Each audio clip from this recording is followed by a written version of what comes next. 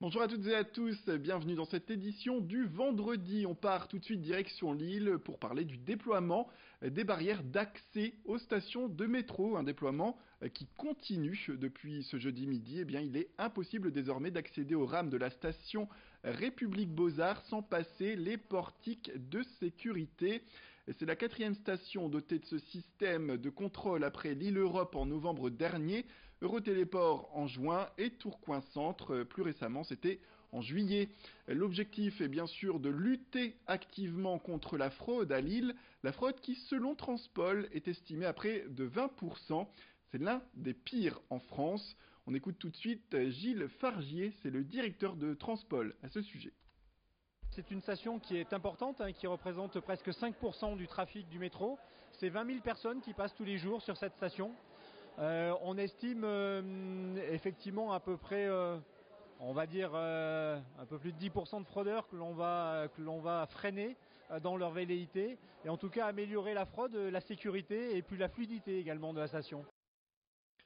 Des portiques de sécurité qui, toujours selon Gilles Fargier, arrivent à point nommé en pleine période intense pour Transpol. On l'écoute encore. Ça sera un test pour la braderie, grandeur nature, pour éprouver encore un peu plus le fonctionnement. Nous sommes sur la quatrième station, chaque fois nous apprenons, et là on va la soumettre à un trafic effectivement très intense à l'occasion de la braderie. La 4G qui va arriver dans quelques jours, je pense qu'on reviendra dans cette station sous peu. L'école du chat à Marc-en-Barœul est en pleine crise financière. Active dans son action de défense des félins, eh bien, elle possède une dette de 16 000 € auprès de 5 vétérinaires. La faute, c'est au nombre de chats abandonnés qui exploserait, avec 250 résidents en ce moment au sein de l'association qui doivent être soignés, stérilisés ou encore vermifugés. La mise à l'adoption des boules de poil entre 80 et 110 € ne permet en tout cas plus de couvrir les frais. Une campagne de dons est donc lancée sur Litchi, sur Internet, pour régler les différentes factures impayées. Et tout de suite, un point sur les conséquences de cette situation avec la responsable de la Maison du Chat. Sur la vie d'association, c'est que personnellement, moi, je dors pas bien. Je me dis toujours, mais comment on va faire, comment on va s'en sortir. Après, sur l'association, c'est que tout le monde s'inquiète et que aussi on va être obligé de refuser des chats, refuser des soins, malheureusement. Pour nous, c'est très compliqué parce que c'est dur de refuser, de dire non aux gens, de dire adressez-vous ailleurs. Voilà, ça c'est compliqué. Quelquefois, même quand on a refusé, même quand je dis non, pour X raisons, après je m'en veux, je me dis ah mais t'aurais dû. Mais bon, c'est pas toujours possible, quoi.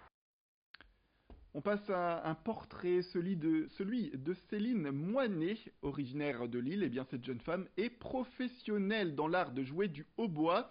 Une passion qui l'amène d'ailleurs sur les scènes du monde entier. Et c'est en 2006 au Conservatoire national supérieur de musique et de danse de Paris que cette Lilloise a pu bénéficier de ses premiers grands prix en hautbois. À 36 ans, elle joue maintenant au sein d'un des plus prestigieux et plus anciens orchestres allemands. Elle revient à Lille ce jeudi soir pour un concert exceptionnel avec au piano Susanna Bartal au Conservatoire de Lille. C'est là que ça se passera. Place à l'interview.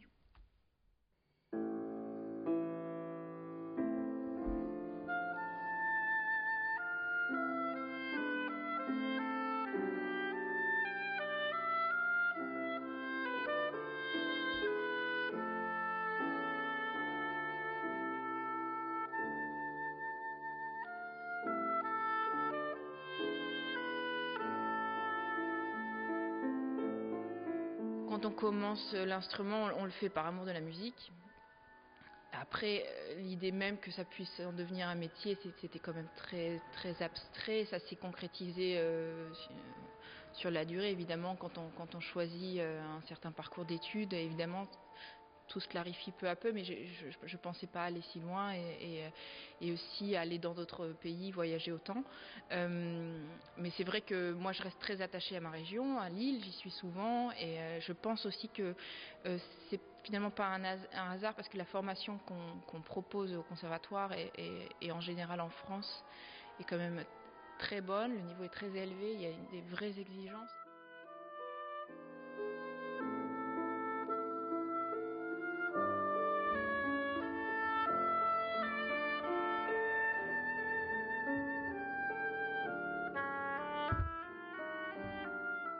pour le moment, c'est vrai que je voyage beaucoup, c'est beaucoup de tournées, beaucoup de concerts en Asie, en Europe, et donc je pense que j'espère continuer, mais j'enseigne déjà beaucoup, donc après il faut voir comment je vais pouvoir garder cet équilibre, parce que c'est pas évident aussi pour une vie de famille de voir comment tout gérer, mais moi je continue une carrière comme soliste et aussi en musique de chambre, c'est ce qui me passionne le plus. Je suis très volontiers à Lille, j'y suis aussi régulièrement, donc pourquoi pas y enseigner. Ouais.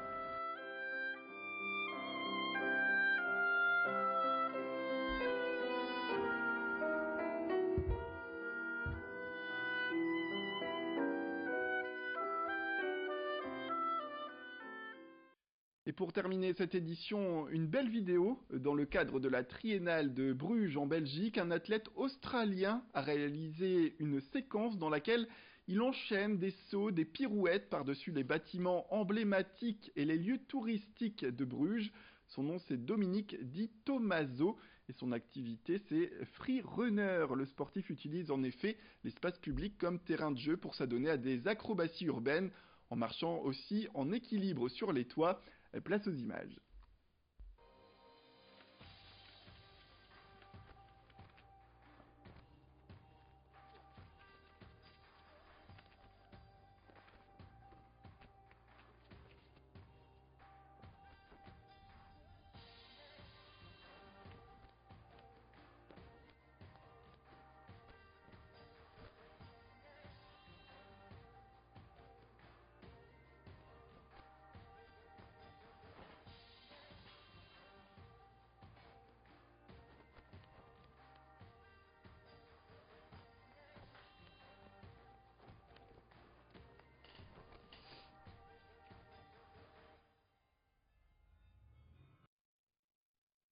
Voilà, c'est la fin de cette édition. Merci à toutes et à tous de nous avoir suivis. Tout de suite, retrouvez vos prévisions météorologiques.